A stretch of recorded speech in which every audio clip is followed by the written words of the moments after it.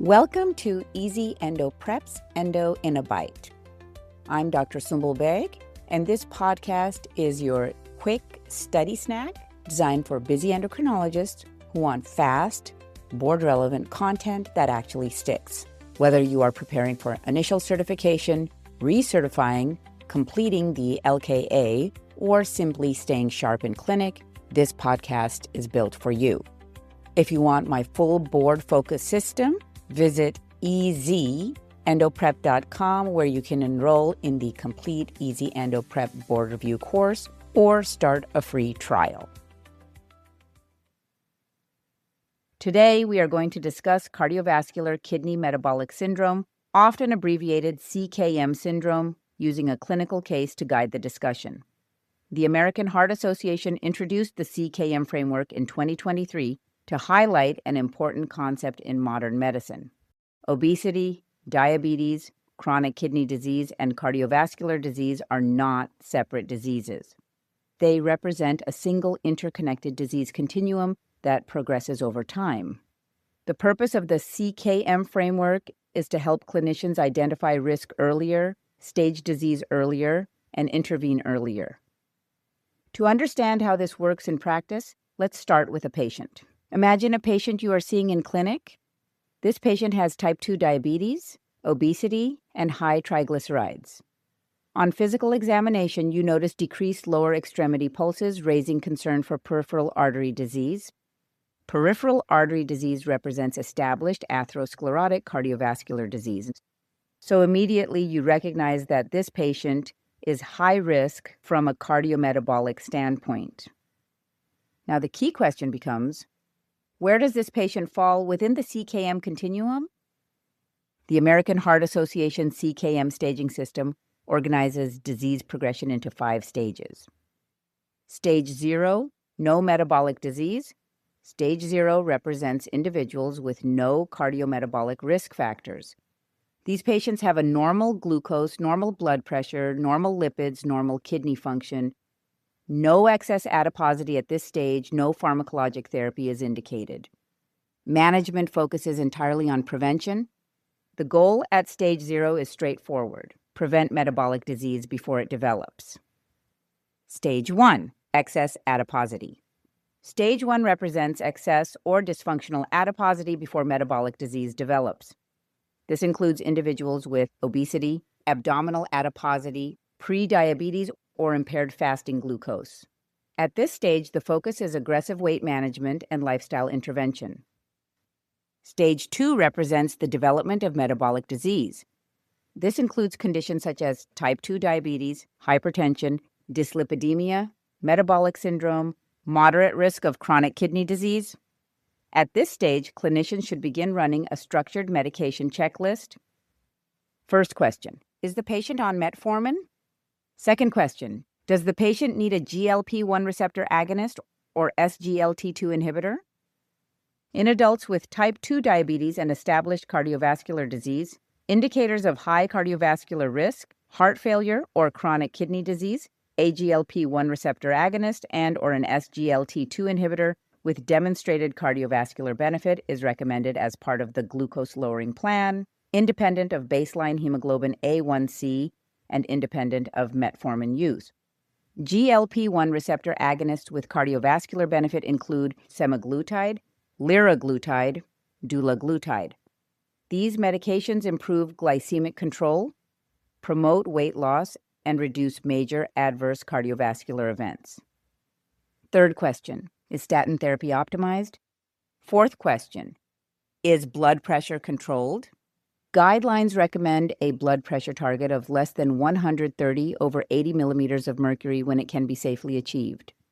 ACE inhibitors and ARBs are first-line therapies in many patients with diabetes. Stage 3, subclinical organ damage. Stage 3 represents subclinical cardiovascular disease or early organ injury. The AHA scientific statement notes that subclinical disease can be identified through tools such as coronary artery calcium scoring and echocardiography. Cardiac biomarkers may also identify early disease. Examples include elevated NT-proBNP and high-sensitivity troponin T. Detecting disease at this stage allows clinicians to intensify therapy before a cardiovascular event occurs. Stage 4, clinical cardiovascular disease. Stage 4 represents established cardiovascular disease. Our patient has peripheral artery disease, which places them in stage 4 CKM syndrome, clinical cardiovascular disease without kidney failure. Patients at this stage have very high cardiometabolic risk. Management therefore focuses on secondary prevention.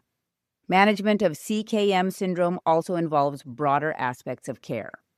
We should screen for social determinants of health since barriers such as medication access, food insecurity, and transportation limitations influence outcomes.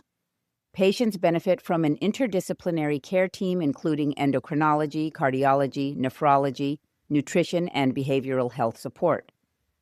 Final takeaway: the CKM framework helps clinicians understand cardiometabolic disease as one continuous process rather than separate diseases. The key message is that early recognition and early intervention across the CKM continuum can prevent myocardial infarctions, kidney failure, stroke, and premature mortality. That is the power of the CKM framework. If I had to give you a final checklist of medications and clinical priorities when a patient comes to the clinic in stage 2 CKM disease, this is how I would think about it. Start with lifestyle modification. Next, address lipid management. Most patients at this stage should be on a moderate to high-intensity statin to reduce long-term atherosclerotic cardiovascular disease risk. Then evaluate blood pressure. The general target is a blood pressure less than 130/80. After that, consider glucose-lowering therapy with cardiometabolic benefit. Depending on the patient's clinical profile, options include metformin, which remains the preferred initial pharmacologic therapy for type 2 diabetes.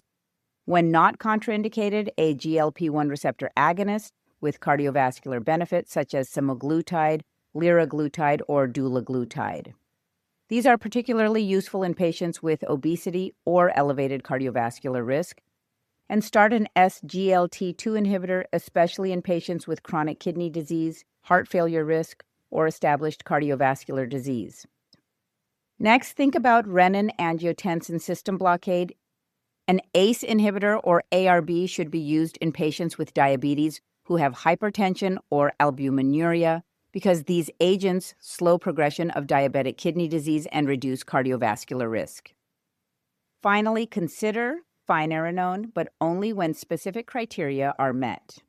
Finerenone is indicated in patients with type 2 diabetes and chronic kidney disease who remain at high risk of kidney or cardiovascular events despite standard therapy. Typical indications include persistent albuminuria, estimated GFR of 25 or greater. The patient should already be receiving maximally tolerated ACE inhibitor or ARB therapy. Serum potassium should be 5 or lower at the time of initiation. In this setting, finerenone has been shown to reduce progression of chronic kidney disease and lower cardiovascular event risk. So when a stage 2 patient comes to clinic, the practical checklist becomes straightforward. Lifestyle modification, moderate to high-intensity statin, blood pressure goal less than 130/80, consider metformin. Does the patient need a GLP-1 receptor agonist or SGLT2 inhibitor? Use an ACE inhibitor or ARB when hypertension or albuminuria is present. And in patients with type 2 diabetes, chronic kidney disease, and persistent albuminuria, despite ACE or ARB therapy, consider adding finerenone for additional kidney and cardiovascular protection. That wraps up this episode. I actually chose this topic because I recently bought the newly released ESAP 2026 book, and CKM, even though it was released in 2023, it came up in one of the questions, so I figured it was a good opportunity to review it. If you missed anything, don't worry. I've taken all the notes for you. You can get a clean summary with headings and bullets delivered straight to your inbox. Just head over to www.easyendoprep.com and sign up for the newsletter. Keep tuning in. I release a podcast every Monday, and let's continue to learn one bite at a time.